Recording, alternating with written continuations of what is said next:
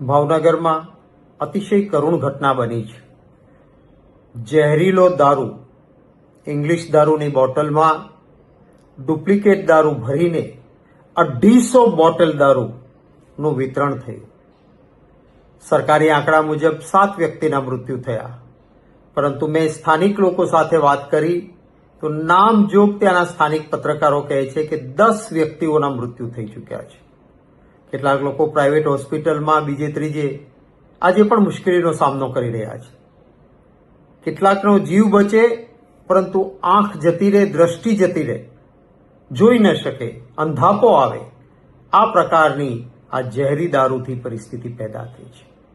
મહાત્મા ગાંધીજીના ગુજરાતમાં દારૂબંધી છે. ભારતીય જનતા પાર્ટી બુટલેગરો એટલે કે દારૂ વેચનારાઓ, કતલખાના ચલાવનારાઓ, જુગારના અડ્ડા ચલાવનારાઓ એવા ગુંડાઓને સીધો આશ્રય આપે છે અને આનું આ પરિણામ છે. આવા બધા ગુંડા તત્વો છે, એમને ચૂંટણીમાં ભંડોળ આપવાનું, સામે કોઈ ઉમેદવારો હોય તો એને આ ગુંડાઓએ ધાક ધમકીથી ફોર્મ પાછા ખેંચાવવાના, મતદારોને ધમકાવવાના એક કામ કરવાનું, અને સામા પક્ષે પોલીસને સીધી સૂચના ઉપરથી આવે કે આવા બધા છે તો અમારા છે, એના ધંધા ચાલવા દો. એના પાપનું આ પરિણામ છે. આપણી પરંપરા રહી છે, મુખ્ય ખુરશી પર બેઠેલા વ્યક્તિઓએ જ્યારે પણ કોઈ ઘટના ઘટે છે ત્યારે નૈતિક જવાબદારી સ્વીકારીને રાજીનામું આપ્યા છે. કેમ ભાજપમાંથી કોઈના પેટનું પાણી હલતું નથી? ખરા અર્થમાં નૈતિક જવાબદારી પણ સ્વીકારવી જોઈએ. પરિવાર જે લોકો ઉપર આગ તૂટી પડ્યું છે, રોકકળ ચાલે છે, કોણ જવાબદાર આના માટે? સૌથી પહેલું મૃત્યુ નરેન્દ્ર યાદવ કરીને ઉજ્જૈનનો માણસ જેનું થયું, ભાવનગરમાં એનું પોસ્ટમોર્ટમ થવું જોઈએ. ભાવનગરમાં પોસ્ટમોર્ટમ કરીને ત્યારે જ વાત પકડાઈ હોત પહેલા મૃત્યુ વખતે, તો વધારે તકેદારી રખાઈ હોત.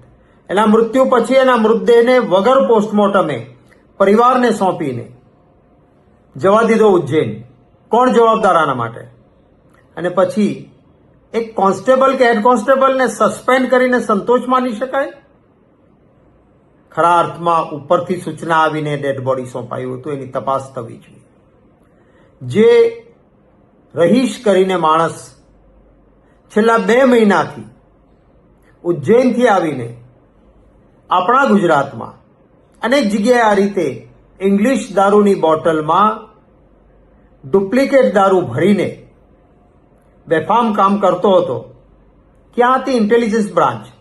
આપણી આઈબી બ્રાન્ચનું કામ છે આવી બધી બાબતોમાં ધ્યાન રાખવાનું, પરંતુ પોલીસની આઈબી બ્રાન્ચનું તો કામ આ રીતે લોકોની સુરક્ષામાં તો થવા દેતા નથી, પરંતુ ઇન્ટેલિજન્સ બ્રાન્ચને અમારી વિરોધ પક્ષની, પત્રકારોની, ઉદ્યોગપતિઓની એની જાસૂસી કરવા માટે બેફામ ઉપયોગ આઈબીનો થાય છે. પરિણામે ગુજરાતમાં ડ્રગ્સ આવે છે, ગુજરાતમાં દારૂ વેચાય છે, અડ્ડાઓ ચાલે છે, કતલખાનાઓ ખુલ્લેઆમ ચાલે છે, કારણ કે બધા જ ધન ભંડોળ આપે છે. ખૂબ કરુણ ઘટના છે. હું મારી પરિવાર પ્રત્યે સાંત્વના જગાવું છું અને ગુજરાત પ્રદેશ કોંગ્રેસ સમિતિના પ્રમુખ શ્રી અમિતભાઈ ચાવડા સાથે ચર્ચા કરી છે. પ્રદેશ કોંગ્રેસ સમિતિનું 5 વ્યક્તિઓનું બનેલું એક પંચ એ બધા જ ભાવનગરની આ ઘટનામાં તથ્યો શું છે એને જાણવા માટે ભાવનગરની મુલાકાત લેશે.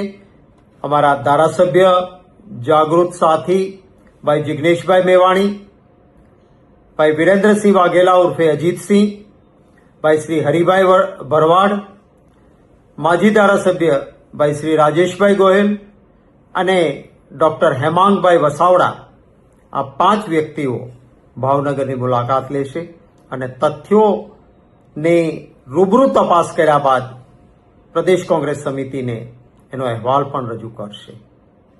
હું ફરી વખત સરકારના ઉચ્ચ આસન પર બેઠેલાઓને વિનંતી કરું છું કે માણસના જીવથી વધારે બીજું કંઈ જ કિંમતી ના હોઈ શકે. તાઇફાઓ, દેખાવો આ બધું બંધ કરીને આપણું ગુજરાત એ ગૌરવવંતું ત્યારે જ કહેવાય જ્યારે મહાત્મા ગાંધીજીના ગુજરાતમાં લોકોની સુરક્ષાને સૌથી ઉત્તમ સ્થાન મળે અને આ પ્રકારના ક્યાંય કોઈ ઘટનાઓના કારણે ગુજરાતીને સહન ન કરવું પડે એવી વ્યવસ્થા થાય એવી અપેક્ષા રાખું છું.